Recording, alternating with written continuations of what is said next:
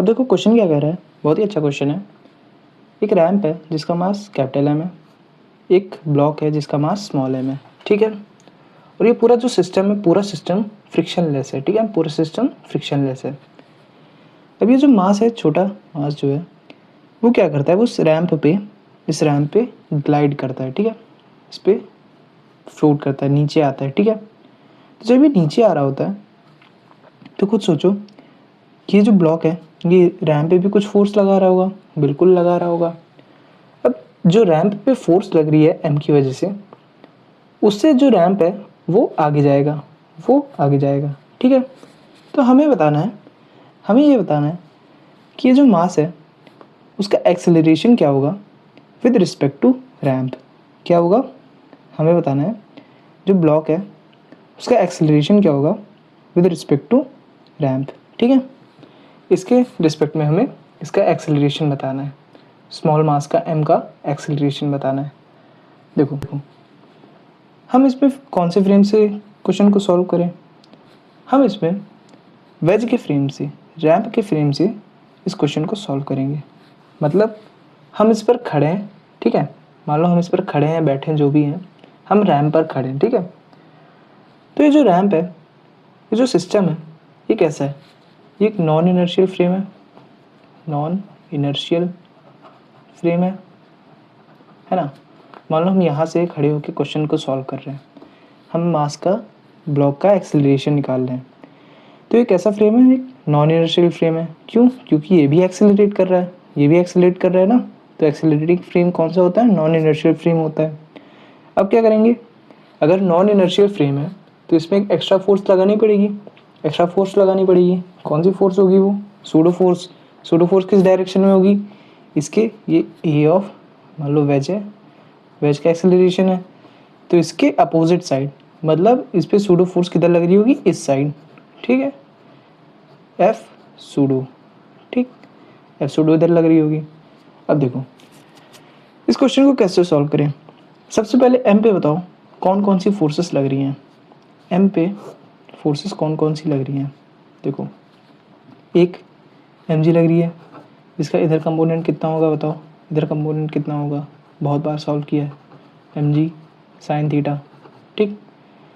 अब एक जो सूडो फोर्स आई है ना, सूडो फोर्स एफ सूडो, ठीक, उसका कंपोनेंट कितना होगा बताओ, उसका कंपोनेंट होगा एम, ये जो एक्सेलरेशन है वेज का, मान लो इसको मान लेते हैं, इसको ए नॉट मान लेते हैं, ठीक है, ए नॉट। तो इसका जो कंपोनेंट होगा ना, किसके अलोंग, इस वेज के अलोंग, क्या होगा बताओ, एम ए, इधर होगा इसकी acceleration m a not cos theta, ठीक, m a not cos theta. क्यों? देखो ये थीटा है तो ये एंगल भी थीटा होगा, है ना, ये एंगल भी थीटा होगा। अब देखो ये एफ सूडो है तो इधर कंपोनेंट कितना होगा, एफ सूडो कॉस थीटा, तो एम ए कॉस थीटा हो जाएगा। तो मास को मूव करने के लिए जो फोर्सेस रिस्पॉन्सिबल हैं वो एम जी साइन थीटा है और m a not cos theta है। तो न्यूटन का सेकंड लॉ यूज़ करेंगे, न्यूटन्स सेकंड लॉ क्या कहता है, net force is equals to m a. तो नेट फोर्स कितना है, m g sine theta plus m a not cos theta is equals to m a relative. A relative निकाला है हमने, ए रिलेटिव क्यों, क्योंकि ये जो ब्लॉक का एक्सेलरेशन है ना, हमें किसके रिस्पेक्ट में निकालना है, हमें इस रैम्प के रिस्पेक्ट में, इस वेज के रिस्पेक्ट में। अब देखो ए रिलेटिव यहाँ से कितना आया, ए रिलेटिव आया, अगर हम एम एम एम कैंसिल कर दें तो ये आता है g sine theta plus a not cos theta. अब सर ए रिलेटिव आ गया, नहीं आया, हमें क्या निकालना है, हमें निकालना है ए नॉट, ए नॉट तो हमें पता ही नहीं है, ए नॉट क्या है, वेज का एक्सेलरेशन किसकी वजह से आ रहा है, ब्लॉक की वजह से, ब्लॉक के नॉर्मल के फोर्स की वजह से। देखो समझ नहीं आया होगा, देखो ये जो ब्लॉक है ना, ये इस पर कुछ नॉर्मल फोर्स एक्सर्ट कर रहा होगा, है ना, नॉर्मल फोर्स एक्सर्ट कर रहा होगा। देखो क्यों कर रहा होगा, ये जो ब्लॉक है जब वो मूव करेगा ना, तो रैम्प इस पर नॉर्मल फोर्स कुछ लगा रहा होगा, ब्लॉक भी इस पर कुछ फोर्स लगा रहा होगा, तो वो कितना। अब देखो जो वेज है तो उस पर नॉर्मल फोर्स का सिर्फ हॉरिजॉन्टल कंपोनेंट ही ऐड कर रहा होगा, सिर्फ हॉरिजॉन्टल कंपोनेंट ही ऐड कर रहा होगा। कितना होगा बताओ, कितना होगा। ये नॉर्मल कंपोनेंट होगा N sine theta, N sine theta. कैसे, देखो थीटा है, कितना हो जाएगा 90 माइनस थीटा, ये परपेंडिकुलर होता है इसके। तो मान लो ये अगर x है, ठीक है, मान लो ये एंगल x है, तो x plus 90 minus theta equals to 90। तो x बराबर कितना आ गया, थीटा आ गया, x बराबर थीटा आ गया, है ना। तो ये थीटा हो जाएगा। तो n का इधर कंपोनेंट कितना हो जाएगा, n cos थीटा, इधर हो जाएगा n sin थीटा। तो हमें n sin थीटा की वजह से जो वेज है, वेज का मोशन मिल रहा है, ठीक, वेज का मोशन मिल रहा है। जो वेज है ना, वेज पे देखो वेज मूव क्यों कर रहा है, सबसे पहले ये बताओ वेज मूव क्यों कर रहा है। क्योंकि ये जो ब्लॉक है इस पर कुछ फोर्स लगा रहा है ना, फोर्स लगा रहा है। वेज इधर मूव कर रहा है तो इधर वाला फोर्स का कंपोनेंट लेंगे, है ना। वैसे तो जो ब्लॉक है वो ऐसे फोर्स लगा रहा है नॉर्मल, ठीक, लेकिन जो फोर्स मोशन के लिए रिस्पॉन्सिबल है, हमें वो फोर्स लेना है। कौन सा फोर्स रिस्पॉन्सिबल है, एन साइन थीटा रिस्पॉन्सिबल है। तो हमें एन साइन थीटा लेना है, ठीक है।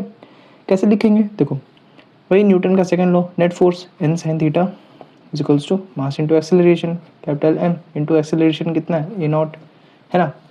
अब देखो ए नॉट आ गया यहाँ से, ए नॉट कितना आया, ए नॉट आया N sine theta by M. या इसको ऐसे रहने दो, देखो एन निकालना है हमें, एन कितना आएगा, देखो नॉर्मल फोर्स कितना होगा। देखो जब हम एम जी लगा रहे थे ना, एम जी नीचे, तो इधर मोशन के लिए रिस्पॉन्सिबल कौन सा फोर्स था। देखो इधर देखते हैं, इसमें इधर अगर एम जी साइन थीटा लग रहा है तो इधर कितना लग रहा है बताओ। यही फोर्स रिस्पॉन्सिबल है, ये एन है, ठीक है, एन है, एन निकालो यहाँ पे, एन निकालो, बताओ ये एन है, ठीक है, ये एन है। तो इस पर कौन कौन सी फोर्सेस आएंगी बताओ, जल्दी बताओ। एम जी कॉस थीटा आएगा, बिल्कुल सर आएगा, एम जी कॉस थीटा इधर आएगा। एक और फोर्स आएगी, एक फोर्स इस तरफ आएगी, इस तरफ, कौन सी, सूडो फोर्स वाली फोर्स, सूडो फोर्स वाली फोर्स इस तरफ आएगी। वो फोर्स कौन सी कितनी होगी, देखो अगर ये एम, देखो अगर ये एम ए कॉस थीटा था ना, m a not cos theta, ठीक, m a not cos theta, इधर कितना हो जाएगा m a not sine theta. तो नॉर्मल फोर्स कितनी हो गई, देखो ये ब्लॉक है, ठीक है, ये नॉर्मल, इधर कितना लग रहा था एम जी कॉस थीटा, इधर कितना लग रहा है बताओ, इधर कितना लग रहा है जल्दी बताओ, m a not sine theta, ठीक, m a not sine theta. तो एन कितना आ गया हमारे पास, जल्दी बताओ एन कितना आ गया, एन आ गया हमारे पास, एन इज इक्वल्स टू, देख रहा है, एन इज इक्वल्स टू, देखो N is equals to, motion किधर हो रहा है, मोशन को इधर हो रहा है, तो कौन सी फोर्स ज़्यादा रिस्पॉन्सिबल होगी, एम जी कॉस थीटा। तो लिखेंगे m g cos theta minus m a not sine theta, ठीक है। तो एन हमारे पास इतना आ गया, एन हमारे पास इतना आ गया, ओके।